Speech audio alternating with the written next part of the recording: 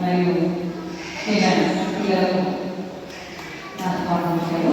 ఎన్నో స్వాగతాలు ఈ అవకాశాన్ని అందరూ వినియోగించుకోండి. అవునా? ఇదంతా ఎందుకు వచ్చారు? ఎందుకు వచ్చారు? సంథింగ్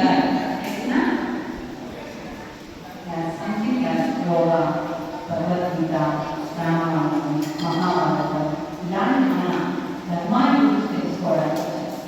అవునా? ఆ ఇతిహాసాలు ధర్మాలు ఏం తెలియజేస్తున్నాయి? మన ప్రవర్తన తెలియజేస్తుంది. అవునా?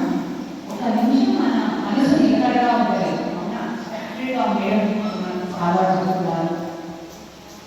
కంట్రోల్గా ఉండండి, ప్రాపర్గా ఉండండి. కూర్చుంటున్నామా? మన ఇంద్రియాలను గ్రహించుకుంటే మనం ఏదైనా సాధించాలి. అవునా? ఇంద్రియాలంటే తెలుసు కదా, తెలుసా? సెన్సార్. దాంతో పాటు మన ఆత్మని మన ఆధీనంలో భగవద్గీత గురించి విదేశాల వాళ్ళు కూడా నేర్చుకుంటున్నారంటే మన ఆత్మను మనం నిర్ణయించుకోవాలి.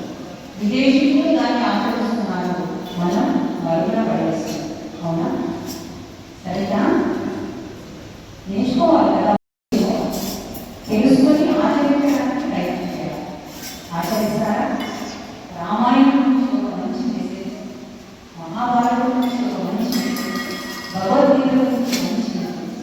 ఇలాంటి ధర్మాలు, ఇతిహాసాలు ప్రపంచంలో ఎక్కడ ఎక్కడా దొరకవు.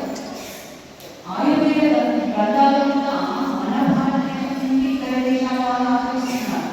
అది మనం చాలా సిగ్గుపడాల్సిన విషయం. అలాంటిది మనం ముందుకు తీసుకురావాలంటే ఇలాంటి సొసైటీ సంస్థల ద్వారానే సాధ్యం.